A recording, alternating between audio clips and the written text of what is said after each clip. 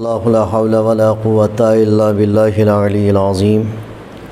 أعوذ بالله من الشيطان اللعين الرجيم. بسم الله الرحمن الرحيم. الحمد لله رب العالمين. الصلاة والسلام على أشرف الأنبياء والمرسلين وخاتم النبيين سيدنا الموجد بشيرنا المسدد نظيرنا المؤيد المصطفى الأمجد والمحمود الأحمد بالقاسم محمد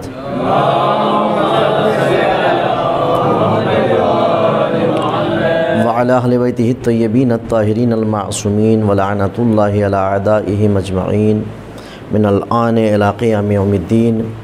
أما بعد فقد قال فاطمة الزهراء صلوات الله عليها بسم الله الرحمن الرحيم. الحمد لله على ما انعم وله الشکر على ما الہم. صلوات پڑھتے محمد وآل محمد پر.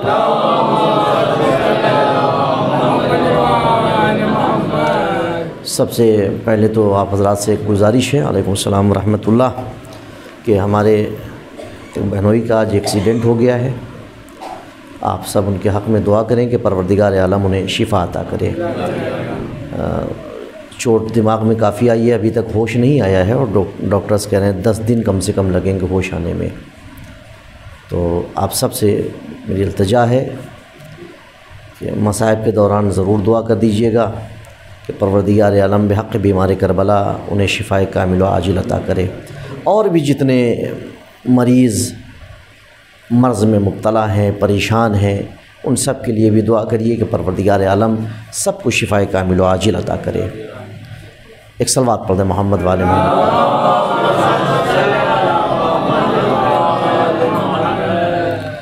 عزیزان محترم، کل میں نے آپ کے سامنے ایک بات عرض کری تھی کہ شہزادی کونین کا خطبہ، جسے خطبہ فدق کہتے ہیں، اس کو اگر آپ مولا کائنات کے خطبے سے مطابقت کریں گے، جو پہلا خطبہ ہے نہج البلاغہ کا، توحید کو اس سے بہتر آج تک کوئی سمجھا نہیں سکا. اللہ کی حمد و ثنا اس سے بہتر آج تک کوئی کر نہیں سکا. الحمدللہ الذی لا یبلغ مدحتہ القائلون ولا یحصی نعماہ العادون ولا یؤدی حقہ المجتہدون. ہے خطبہ نہج البلاغہ کا خطبہ. مولا کیا فرما رہا ہے؟ الحمدللہ الذی لا یبلغ مدحتہ القائلون. تعریف ہے اس پروردگار کی کہ جس کی حمد تمام بولنے والے بھی مل کر کے کریں تو حق ادا نہیں کر سکتے. لا یبلغ مدحتہ القائلون ولا یحصی نعماہ العادون. اور اس نے جو نعمتیں عطا کی ہیں انہیں کوئی شمار نہیں کر سکتا، احصا نہیں کر سکتا ہے، ان کو عدد میں نہیں گنا جا سکتا ہے. ولا یحصی نعماہ العادون. اس کے بعد پھر فرماتے ہیں کہ جتنے کوشش کرنے والے ہیں سب مل کر کے کوشش کر لیں تب بھی خدا کی نعمتوں کا شمار کر سکتے ہیں؟ جی بولتے رہیں گے تو تھوڑا اچھا لگے گا ہم کو، تو اور بہتر انشاءاللہ مطالب آپ کے سامنے بیان کروں گا. اور اگر خاموش بیٹھیں گے تو ہم بھی خاموشی سے پڑھ کے اتر آئیں گے.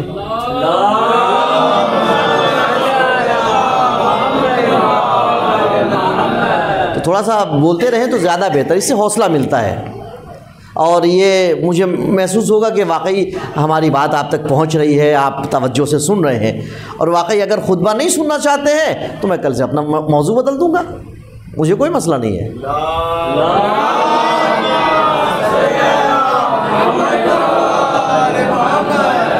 چونکہ میں یہ چاہ رہا ہوں کہ جو میرے برادران ہیں، دوستان ہیں، ان سب کو، بزرگ تو پڑھے لکھے ہیں ماشاءاللہ، بزرگ بہتر جانتے ہیں، مجھ سے بھی بہتر جانتے ہیں سارے بزرگ. اور اللہ بزرگوں کو سلامت رکھے، ان کا سایہ تا دیر سروں پر باقی رکھے. اچھا ایک چیز اور میں عرض کر دوں کہ جب میں دعا کرتا ہوں آمین آپ لوگ بہت کم لوگ کہتے ہیں یا دل کے اندر کہتے ہیں، آمین بلند آواز سے کہا کریے. اگر آپ کو دعا کی ضرورت نہیں اپنے لیے تو کم از کم دوسرے کے لیے آمین کہہ دیا کریے. ویسے تو کوئی ایسا انسان ہے نہیں کہ جس کو دعا کی ضرورت نہ ہو، جس کی حاجتیں نہ ہوں، جس کی خواہشیں نہ ہوں، جس کی منتیں نہ ہوں، جس کی مرادیں نہ ہوں. ہے کوئی ایسا انسان؟ پھر بھی اپنے لیے نہ صحیح دوسروں کے لیے آمین کہا کریے اور بلند آواز سے کہا کریے. اب اگر کوئی یہ سوچے کہ صاحب ہمارے گھر میں بزرگ نہیں ہے لہٰذا ہم آمین نہیں کہیں گے، نہیں، ہماری بستی کے بزرگ، ہمارے معاشرے کے جو بزرگ ہیں وہ بھی ایک باپ کی حیثیت رکھتے ہیں. بزرگ کا ہونا بہت بڑی نعمت ہے، اور بزرگوں کی قدر کرنا، بزرگوں کا احترام کرنا. خیر ماشاءاللہ سارے نوجوان کرتے ہیں احترام. آپ احترام کریں گے اپنے بزرگوں کا، آپ سے جو چھوٹے ہیں نئی جنریشن وہ آپ کو احترام کرتا دیکھے گی، تو جب آپ اس عمر میں پہنچیں گے تو وہ آپ کا احترام کرے گی.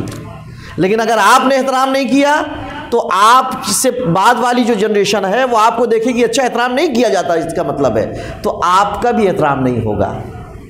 لہذا احترام کریے بزرگوں کا. اسے کرتے ہیں ماشاءاللہ. بچوں کا احترام بھی کرنا ہے، بچوں کا احترام الگ ہے. پیغمبر اکرم صلی اللہ علیہ وآلہ وسلم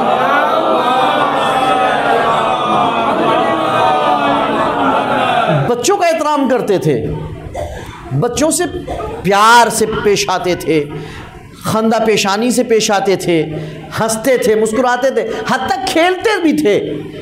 یعنی بچے آ گئے تو اس طریقے سے گفتگو کر دی کہ ان کے چہرے کھل جائیں. یہ سیرت پیغمبر ہے. کوئی بچہ ہے، اور اتنے مانوس تھے پیغمبر سے بچے کہ کسی کا بھی بچہ ہو آ کے کوئی گود میں بیٹھ رہا ہے، کوئی پیٹھ میں چڑھ رہا ہے، لیکن پیغمبر کبھی ناراض نہیں ہوتے تھے. آج کا معاشرہ کیسا ہے؟ کسی کا بچہ اگر دوسرے کے گود میں بیٹھ جائے یا چلا جائے یا تھوڑا سا پیٹھ میں لگ جائے تو ہو سکتا ہے غصے ہو جائیں. روایات تو یہاں تک کہتی ہے کہ حضور صلی اللہ علیہ وآلہ وسلم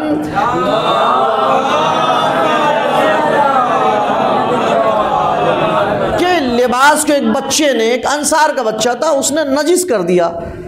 لوگ ڈرے اور اس بچے کو ڈانٹنے لگے. پیغمبر نے کہا خبردار، کچھ مت کہنا اس بچے کو، اسے نہیں معلوم ہے نا. معلوم ہوتا تو یہ کیوں کرتا؟ سکھانا ہماری اور تمہاری ذمہ داری ہے. یہ ہے. اور اس کے بعد جب پیغمبر وہاں سے گزر جاتے تھے تو بچے آپس میں فخر و مباحات کرتے تھے. کہتے تھے آج پیغمبر نے میری پیشانی میں بوسہ لیا. کوئی کہتا تھا اچھا میرے گال میں بوسہ لیا. کوئی کہتا تھا نہیں میری گردن میں بوسہ لیا. کوئی کہتا نہیں مجھے تو گود میں اٹھا لیا. یہ فخر و مباحات کرتے تھے. اسی کا نتیجہ ہے حبیب ابن مظاہر. صلوات پڑھ دے محمد والے محمد.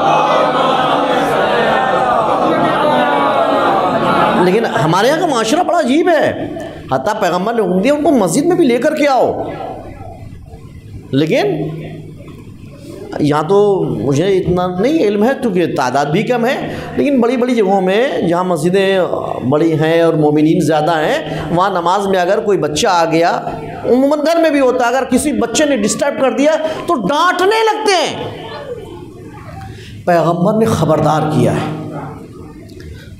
قطعی مت ڈانٹو بچوں کو.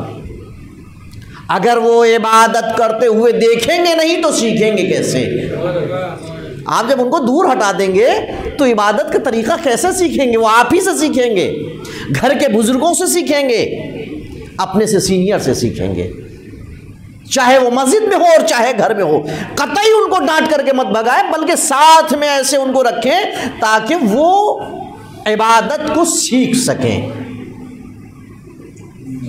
کہ جب ان کو عبادت کرنا ہو تو کسی کے محتاج نہ ہو. یہ سکھانے والا کون ہوتا ہے؟ یہ گھر کے بزرگ ہوتے ہیں، گارجین ہوتے ہیں. ہمیں کردار اچھا پیش کرنا چاہیے. بہرحال یہ ایک الگ موضوع ہے، انشاءاللہ اس پہ پھر کبھی گفتگو ہوگی. ایک صلوات پڑھیں محمد والے محمد پر. تو مولا فرماتے تمام کوششیں کرنے والے مل کر کے بھی اللہ کی نعمتوں کا شمار نہیں کر سکتے۔ اب ذرا شہزادی کے خطبہ دیکھیے آپ ابتدائی، جس میں شہزادی کون ہے؟ حضرت فاطمہ زہرا صلوات اللہ علیہا۔ ثنائے کامل ہے، ساری حمد ہے اس خدائے پروردگار کے لیے، اس خدائے رحمان و رحیم کے لیے، ان نعمتوں پر جو اس نے عطا فرمائی ہے، اور اس کا شکر ہے اس سمجھ پر جو اس نے اچھائی اور برائی کو سمجھنے کی توفیق عطا کی ہے۔ ہر انسان کے اندر اللہ نے وہ صلاحیت عطا کی ہے کہ وہ اچھائی اور برائی کو سمجھ سکتا ہے، اسی کو ضمیر کہتے ہیں، اسی کو ضمیر کہتے ہیں، وہی انسان کا ضمیر ہے۔ اب یہ انسان کے اوپر ہے کہ اپنے ضمیر کو اچھائی کے راستے پر چلائے یا برائی کے راستے پہ چلائے۔ اچھائی کے راستے پر چلائے گا تو کہا جائے گا اس کا ضمیر زندہ ہے، برائی کے راستے پہ چلائے گا تو کہا جائے گا ضمیر مردہ ہے۔ یہ ہمارے ہاتھ میں ہے کہ ہم اپنے ضمیر کو زندہ رکھنا چاہتے ہیں یا مردہ رکھنا چاہتے ہیں۔ مردہ بمانے اس معنی میں ہے کہ اگر اچھائی کے راستے پہ چلایا تو مرنے کے بعد بھی زندگی ہے، برائی کے راستے پر ہم نے اپنے ضمیر کو کر دیا تو زندہ رہتے ہوئے بھی موت ہے، زندہ رہتے ہوئے بھی موت ہے۔ چونکہ بہت سارے ایسے افراد ہیں کہ جو چلتی پھرتی لاش ہیں،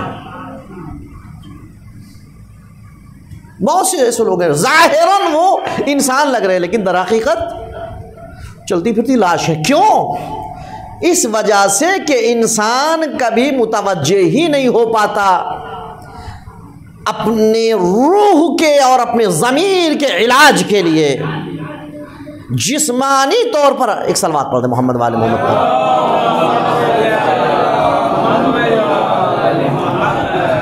جسمانی طور پر انسان بیمار ہوتا ہے، ذرا سا درد محسوس کیا تو ڈاکٹر کے پاس پہنچ گیا، ڈاکٹر صاحب دوا دے دیجئے، جیسی تکلیف ویسا ڈاکٹر، جیسی تکلیف ویسی دوا۔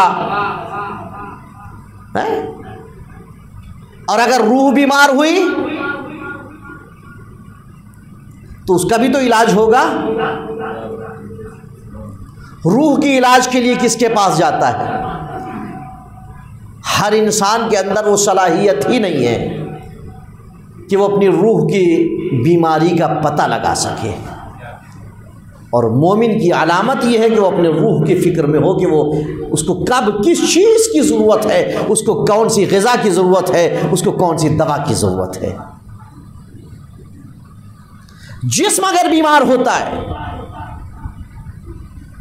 تو صرف وہ اس کا اثر اس انسان تک رہتا ہے، روح اگر بیمار ہوتی ہے تو اس کا اثر معاشرے میں ہوتا ہے۔ لہذا جسم سے بھی زیادہ ضروری روح کا علاج ہے۔ جس طرح جسم کی غذا ہے اسی طرح روح کی غذا ہے۔ لیکن جسم کے لیے ہم اچھے ڈاکٹر کے پاس چلے جاتے ہیں، کبھی کبھی ایسا بھی ہوتا ہے کہ صاحب وہ کسی نے بھی دوا بتا دی اور اس کے پاس چلے گئے، لیکن عقل مند انسان ہر ایک سے دوا نہیں لیتا ہے۔ معلوم دیا کہ بڑھائی ہے کارپینٹر، اس سے جا کے وہ دوا لے لیا، اسے کہتے ہیں ذرا بتا دو ہمیں پیٹ میں درد ہو رہا ہے، وہ کچھ دوا بتائے گا؟ نہیں بتا پائے گا۔ اگر بتا بھی دے گا تو کیا آپ عمل کریں گے اس کی دوا پہ، اس کے نسخے پہ عمل کریں گے؟ عقل مند انسان تو نہیں کرے گا۔ سر میں درد ہے یا اور کوئی تکلیف ہے، ڈائبٹیز ہے، آپ پہنچ جائیے ذرا الیکٹریشین کے پاس، صاحب میں ڈائبٹک ہوں، ذرا علاج بتا دیجئے۔ اور اگر وہ کچھ دوا بتا بھی دے گا تو عقل مند انسان تو عمل نہیں کرے گا، کرے گا عمل؟ نہیں کرے گا۔ آپ اسپیشلسٹ کو تلاش کریں گے جو اس کا علاج، کم از کم ایسے کو جو اس کا علاج کرتا ہو، جس کا وہ پیشہ ہو، اسی کے پاس جائیں گے نا علاج کے لیے۔ اور جس کا پیشہ کچھ اور ہے، حتیٰ تو ڈاکٹری کے معاملے میں جو آنکھ کا ڈاکٹر ہے، آپ اس کے پاس اپنے شوگر کا علاج کرانے جائیں گے؟ تلاش کرتے ہیں کہ شوگر کا اسپیشلسٹ ہونا چاہیے، آنکھ کا معاملہ ہے تو پھر آنکھ والا ڈاکٹر ہونا چاہیے، گلے کا ہے تو گلے کا ڈاکٹر ہونا چاہیے، پیٹ کا ہے تو پیٹ والا ہونا چاہیے، دل کا معاملہ ہے تو دل والا ڈاکٹر ہونا چاہیے۔ جب اتنی زیادہ فکر ہے اپنے جسم کے لیے تو کیا کبھی روح کے بارے میں سوچا ہے کہ روح بیمار ہے تو ہمیں کس کے پاس جانا چاہیے؟ جو بھی ممبر پہ آگے بیٹھ جائے اس سے علاج کرانا چاہیے، یا جو واقعی پڑھ کر کے آیا ہے اور بہتر علاج دے سکتا ہے ہمیں اس کے پاس جانا چاہیے؟ ہم کس کی طرف رجوع کرتے ہیں؟ یہاں بھی ضرورت ہے، جسم سے زیادہ ضرورت ہے روح کے بارے میں بیدار رہنے کی، کہ ہم اس کے جو اسپیشلسٹ ہیں ہم ان سے رجوع کریں، ان سے رابطہ کریں، تاکہ ہماری روح کا بہتر علاج ہو سکے۔ ہماری روح صحیح ہوگی تو معاشرہ صحیح ہوگا، معاشرہ صحیح ہوگا تو ملک صحیح ہوگا۔ معاشرے میں فساد ہوتا ہی اس بنا پر ہے کہ انسان کی روح بیمار ہے، اسے معلوم ہی نہیں ہے کہ روح بیمار ہے، اس بنا پر فساد ہوتا ہے۔ لہذا ہمیں اپنے روح کی فکر کرنا چاہیے، اس کی طرف متوجہ بہت کم لوگ ہوتے ہیں۔ بہرحال یہ بھی ایک طویل موضوع ہے، ایک صلوات پڑھ دیں محمد والے محمد پر۔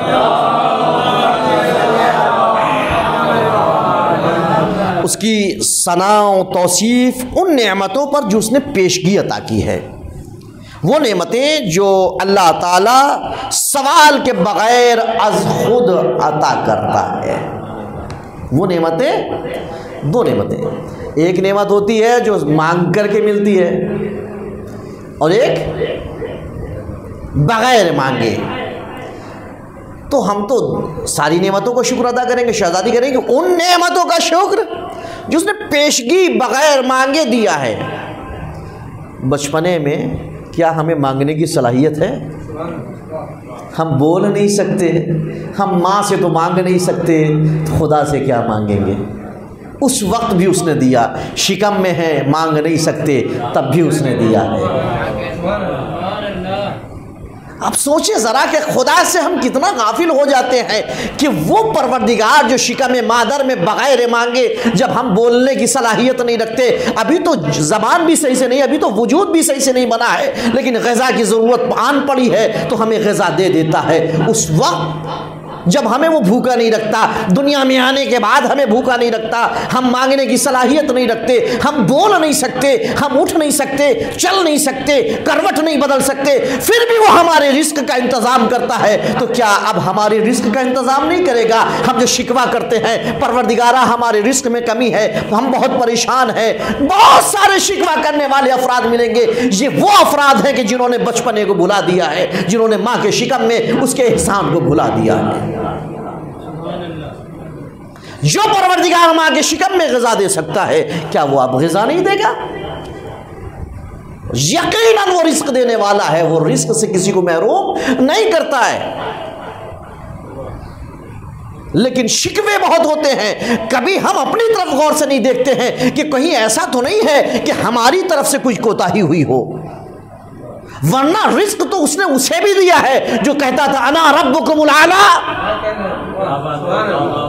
خدا کے مقابلے میں تھا، اپنے آپ کو خدا کہتا تھا، انا ربکم الاعلی، میں تمہارا سب سے بڑا رب ہوں۔ اس نے اسے بھی رزق دیا ہے، تو کیا ہمیں رزق نہیں دے گا؟ کتنے افراد ہیں جو نماز صبح نہیں پڑھتے ہیں؟ رزق تو انہیں بھی دیتا ہے جو اس سے خدا نہیں مانتے، بلکہ اس کے مقابلے میں پتھروں کو خدا مانتے، وہ انہیں بھی دیتا ہے۔ ہمارے لیے تو اس نے باقاعدہ نماز صبح رکھی ہے، نماز صبح ہی رزق کے لیے، تاکہ بندہ بیدار ہو، اللہ کی عبادت کرے اور اس کے رزق میں اضافہ ہو۔ کتنے ایسے افراد ہیں جو نماز صبح قضا کرتے ہیں؟ اب پتہ نہیں ہمارے دوستوں میں کتنے لوگ قضا کرتے ہیں اور کتنے لوگ پڑھتے ہیں، ویسے میں حسن ظن رکھتا ہوں کہ سبھی پڑھتے ہوں گے صبح میں اٹھ کر کے۔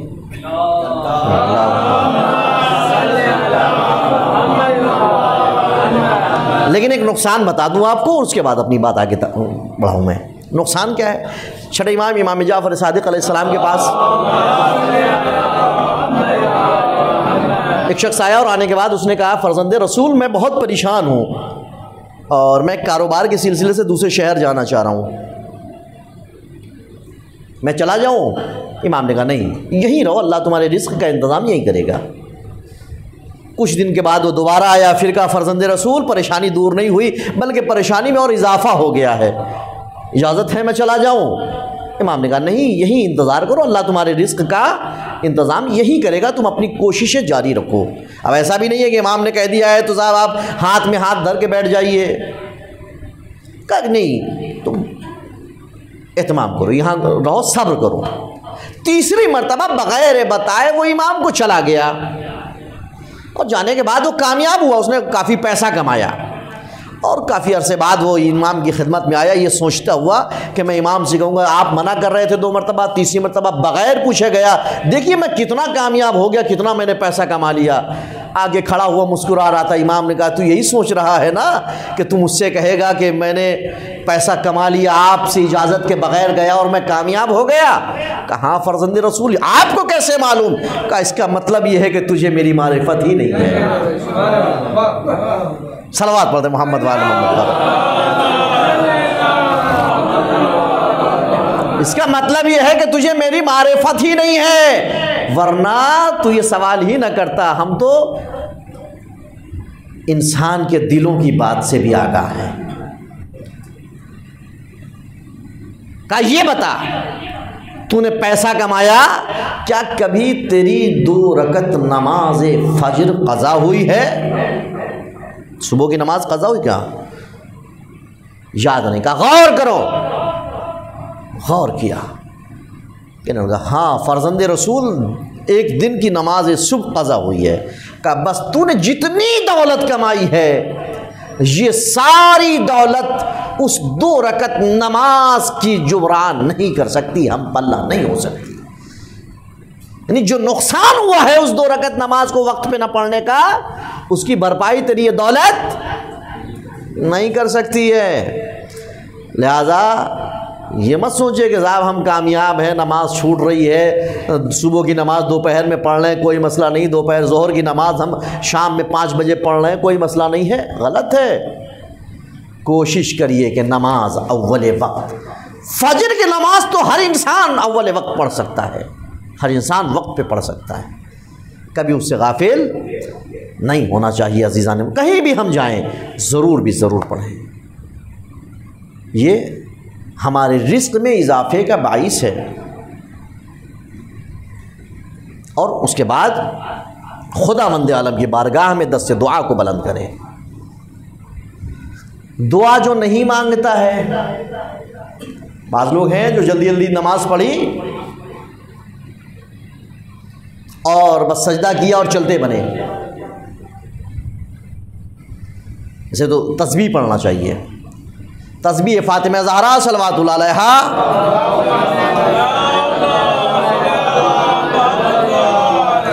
بغیر کسی سے بات کیے نماز کے فوراً بعد تسبیح پڑھیے، اور تسبیح کو تسبیح کی طرح پڑھیے، یہ نہیں کہ بہت فاسٹ کہ اللہ اکبر بھی ادا نہیں کر پا رہے ہیں، الحمدللہ بھی پوری طرح نہیں کہہ پا رہے ہیں، سبحان اللہ بھی نہیں کہہ پا رہے ہیں۔ صحیح سے اطمینان سے پڑھیے۔ یہ تسبیح بہت زیادہ اہمیت کے حامل ہے، حتیٰ کوئی مہم آپ کی حل نہ ہو رہی ہو، کوئی مشکل آپ کے سامنے ہو، کوئی پریشانی آپ کے سامنے ہو اور آپ اس سے نجات نہیں حاصل کر پا رہے ہیں، آپ تسبیح 2 رکعت نماز پڑھیے، تسبیح فاطمہ زہرا کو صحیح طریقے سے پڑھیے اور بارگاہ خداوندی میں دعا طلب کریے، یقیناً اللہ فاطمہ زہرا کے صدقے میں آپ کی دعا کو مستجاب کرے گا۔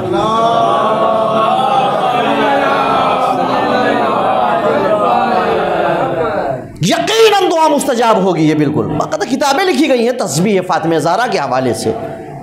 عزیزان محترم، اور اس کے بعد دعا مانگنا چاہیے۔ جو لوگ دعا نہیں مانگتے، پروردگار عالم کہتا ہے فرشتوں سے دیکھو یہ کتنا مغرور ہے کہ یہ دعا بھی نہیں مانگ رہا ہے۔ اللہ فرشتوں سے کہتا ہے یہ مغرور ہے، جو عبادت کرنے کے بعد دعا نہیں مانگ رہا ہے۔ دعا مانگنا چاہیے۔ ایک اور صلوات پڑھ دیں محمد وعلی محمد پر۔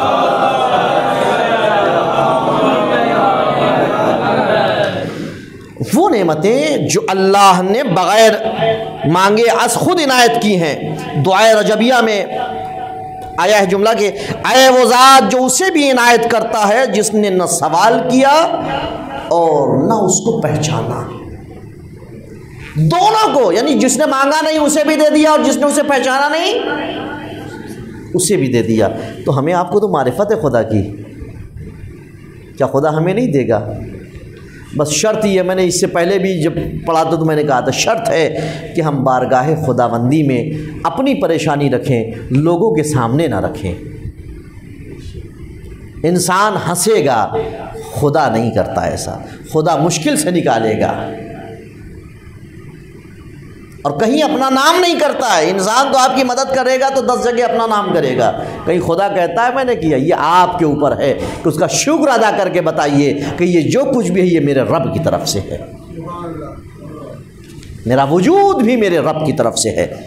اس کے بعد فرماتی ہیں شہزادی، ان ہمگیر ان نعمتوں پر جن کے عطا کرنے میں اس نے پہل کی، وہ نعمتیں جن کے عطا کرنے میں اس نے پہل کی ہے۔ کتنی ایسی نعمتیں ہیں کہ جنہیں ہم جانتے بھی نہیں ہیں، لیکن اگر وہ ہم سے ہٹ جائے تو ہم پریشان ہوں گے، اور جب پریشان ہوں گے تب معلوم ہوگا ارے یہ بھی نعمت ہے۔ خود ہمارا وجود ہی بہت بڑی نعمت ہے۔ کوئی بات نہیں، ادھر متوجہ رہے۔ یہ انگوٹھا ہے، جسم کا ایک حصہ انگوٹھا ہے۔ ہم کسی کو بھی ٹھینگا دکھانے لگ جاتے ہیں، کسی کو بھی، لیکن اگر یہ انگوٹھا نہ ہو تو بٹن نہیں لگا سکتے۔ آپ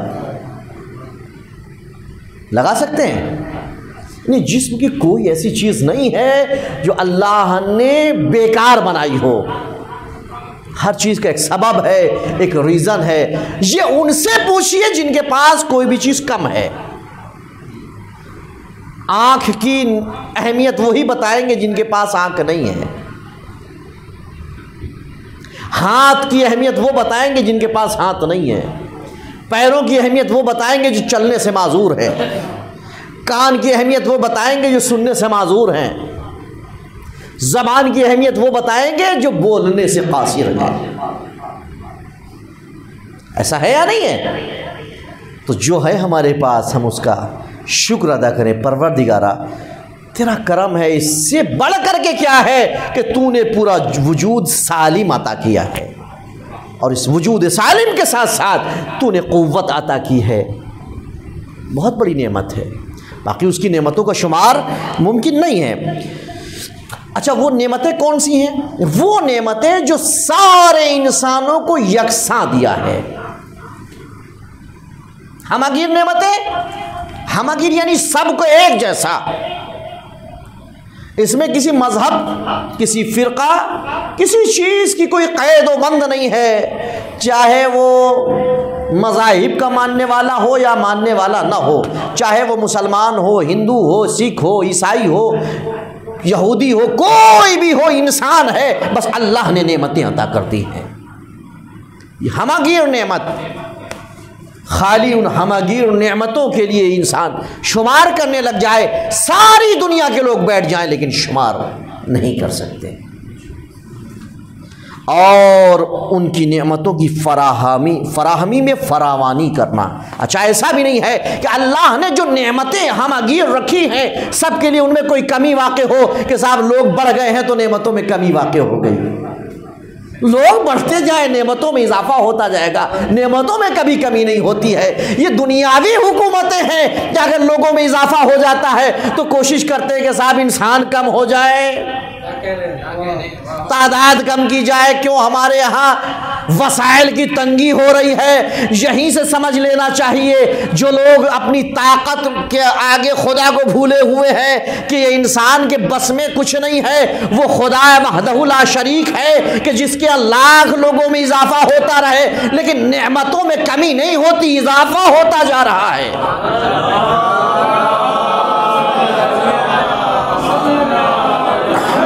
بہت ساری نعمتیں ایسی ہیں جو آج سے 50 سال پہلے لوگوں کے پاس نہیں تھیں، آج ہیں۔ تحقیق کیا لوگوں نے، یعنی جیسے جیسے انسان آگے بڑھ رہا ہے، ترقی کر رہا ہے، خدا کی نعمتوں میں اضافہ ہوتا چلا جا رہا ہے۔ جیسے جیسے تعداد بڑھ رہی ہے نعمتوں میں اضافہ ہو رہا ہے۔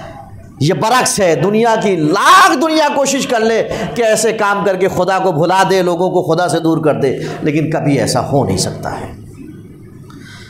اس کے بعد ان نعمتوں کی تکمیل تواتر کی نعمتیں دائرہ شمار سے وسیع تر ہیں۔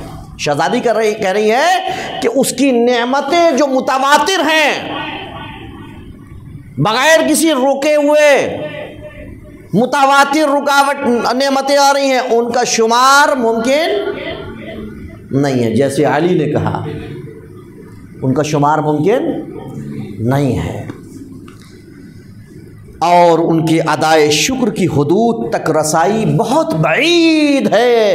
اگر کوئی انسان یہ سوچے کہ ان کی نعمتوں، جتنی نعمتیں خدا نے دی ہے وہ ان کا شکر ادا کر لے، تو یہ بعید ہے، اس کا شکر ادا نہیں کر سکتا ہے۔ ایک ایک لمحے کی سانس لینا، کیا شکر ادا کر سکتے ہیں؟ قطعی ادا نہیں ہو سکتا ہے۔ ایک اور صلوات پڑھ دیں محمد و آل محمد۔ اور انسان ان کی بے پایانی کا ادراک کرنے سے قاصر ہے، یعنی درک نہیں کر سکتا ہے کہ ان نعمتوں کی انتہا کیا ہے کوئی نعمتوں کی انتہا کوئی سمجھ سکتا ہے؟ آج تک دنیا میں کوئی ایسا دعویٰ کرنے والا تو ہمیں نہیں ملا۔ آپ کو ملا ہو تو بتائیے، کہیں آپ نے دیکھا، انٹرنیٹ میں آپ نے دیکھا، کتابوں میں آپ نے دیکھا کسی نے کہا ہو کہ ہم نعمتوں کی گہرائی و گہرائی سے واقف ہیں، ہم نعمتوں کی انتہا سے واقف ہیں؟ ابھی ابتدا سے واقف نہیں ہو پایا، انتہا سے کیا واقف ہوگا؟ صلوات پڑھ دے محمد و آل محمد۔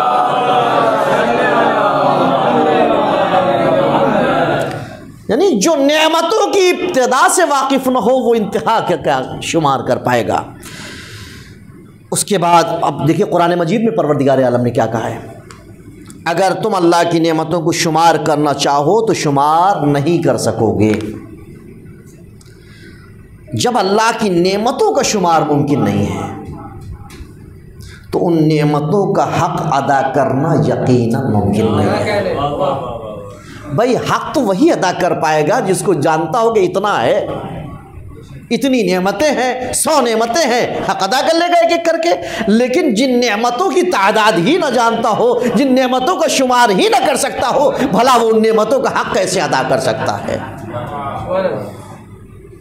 سوچ کتنی بڑی بات ہے عزیزان محترم۔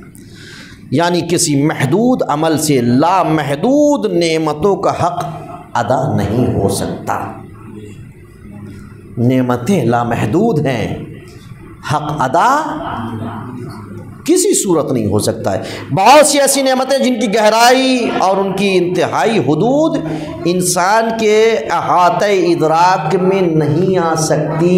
یعنی بہت ساری نعمتیں ہیں جنہیں انسان نہ گہرائی سمجھ سکتا ہے، نہ گہرائی سمجھ سکتا ہے، نہ ان کو درک کر سکتا ہے۔ مولا کائنات نے جب بھی دعوت دی تھی انسان کو کہ اپنے آپ کو پہچانو گے رب کو پہچان لو گے۔ جس نے اپنے آپ کو نہیں پہچانا وہ اپنے رب کو نہیں پہچان سکا۔ عزیزان محترم، یہ ہے شہزادی کا خطبہ، بھی ابتدا ہے۔ اب آپ غور کریے ذرا کہ شہزادی کے اندر کتنی فصاحت و بلاغت ہے۔ وہی بلاغت جو علی کے پاس، وہی فصاحت جو علی کے پاس، وہی فصاحت فاطمہ کے پاس۔ عزیزان محترم، بس چند جملے مصائب کے، انشاءاللہ کل اس کے آگے گفتگو ہوگی۔ ایک اور صلوات پڑھ دیں محمد والے محمد پر۔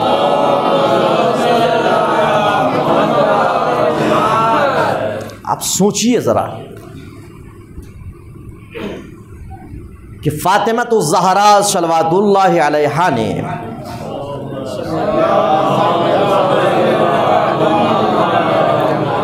جن کی فصاحت و بلاغت کا یہ مقام ہے، انہوں نے کیسے پرورش کی ہوگی اپنے بچوں کی،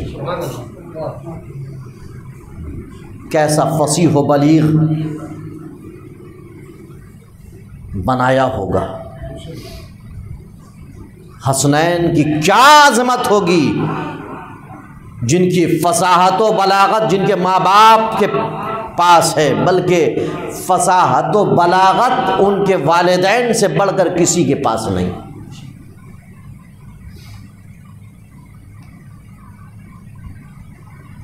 مدینے میں کوئی شخص ایسا نہیں تھا جو فاطمہ کی عظمتوں سے واقف نہ ہو۔ فاطمہ جو گئی تھیں اسی امید کے ساتھ گئی تھیں کہ لوگ مجھے پہچانتے ہیں، میرے بابا نے پہچانوایا ہے، میری بات رکھی جائے گی اور میرے شوہر کا حق دیا جائے گا، کم از کم لوگ ہماری حمایت میں کھڑے ہوں گے۔ لیکن فاطمہ کو بڑی تکلیف ہوئی جب لوگ خاموش رہے۔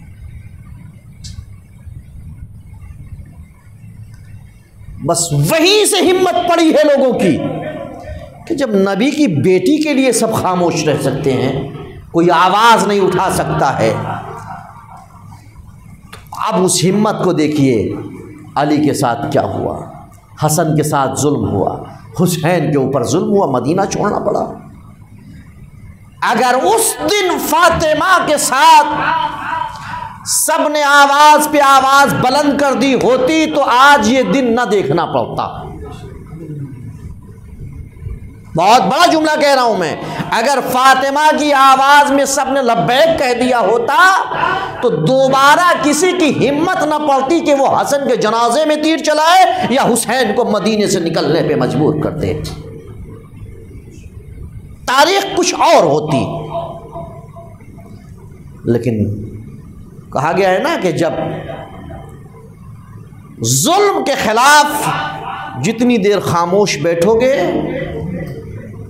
اتنی ہی زیادہ بڑی قربانی دینی پڑے گی، اور لوگوں کی خاموشی کا نتیجہ ہے کہ حسین کو کربلا میں اتنی بڑی قربانی دینی پڑی ہے۔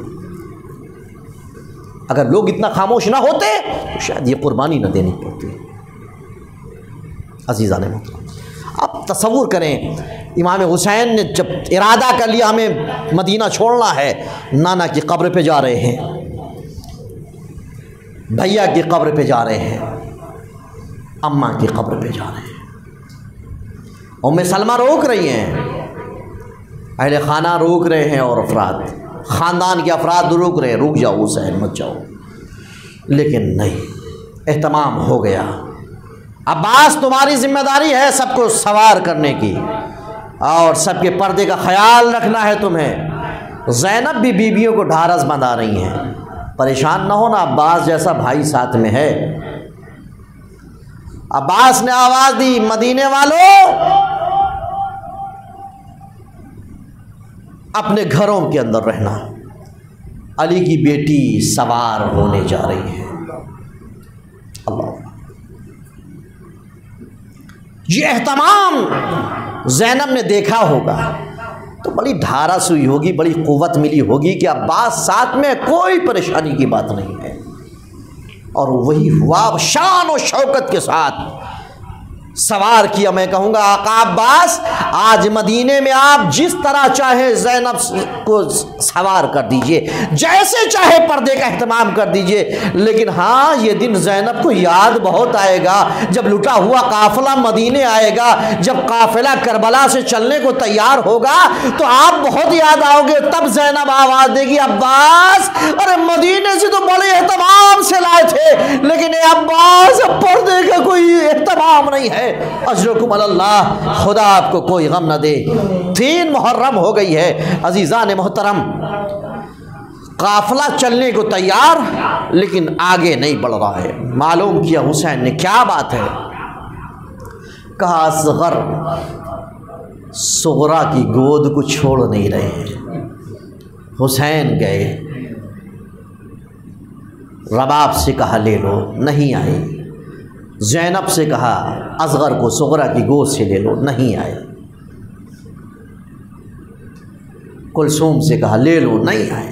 اور جناب صغرا ہیں جو ہر ایک سے سفارش کر رہی ہیں، بابا ہمیں لے چلیے، بابا نے منع کیا۔ جناب زینب کے پاس گئی، پھوپھی اماں ہمیں بھی لیتی چلیے، بابا سے سفارش کر دیجئے نا، میں یہاں تنہا کیسے رہوں گی؟